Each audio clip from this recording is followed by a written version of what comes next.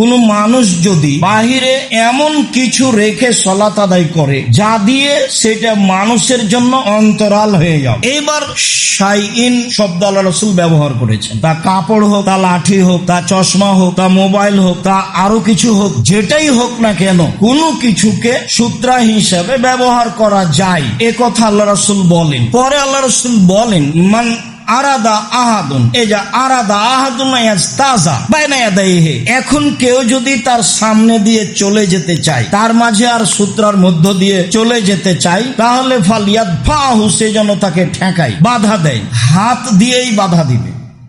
বাধা দেওয়ার সেখানে আর কি থাকতে পারে? তাই না, বা সে যদি জোর করে যেতে চাই, ফাল ইউকাতেলহু, তাহলে সে যেন তার সাথে লড়ে পড়ে। সালাতের মধ্যে কি লড়া যাবে? শক্তি প্রয়োগ করে তাকে ঠেকাতে হবে, এটাই হাদিস প্রমাণ করে। তারপরে বলছেন ফাইনাহু শয়তান, সে হচ্ছে শয়তান, যে জোর করে চলে যাচ্ছে। আল্লাহ রাসূল তাকে শয়তান বললেন। হাদিস বুখারী মুসলিম। বিবেচনা করেন দেখি। প্রথমে তিনি বললেন সূত্রা ব্যবহার করতে হবে যে কোনো কিছু দিয়ে, তবে দাগ টেনে নেওয়ার প্রমাণে হাদিস ঠিক নয়। এভাবে দাগ দেওয়ার হাদিস পাওয়া যাবে, সে হাদিস ঠিক নয়। কোনো কিছু রাখতে হবে, কোনো কিছু রাখতে হবে সূত্রা হিসাবে জরুরি। সূত্রা এবং আপনার মধ্য দিয়ে কেউ চলে গেলে তাকে হাত দিয়ে বাধা দিতে হবে, তারপরেও চলে গেলে সম্ভবপর তাকে ঠেকানোর চেষ্টা করতে হবে। আদেশ।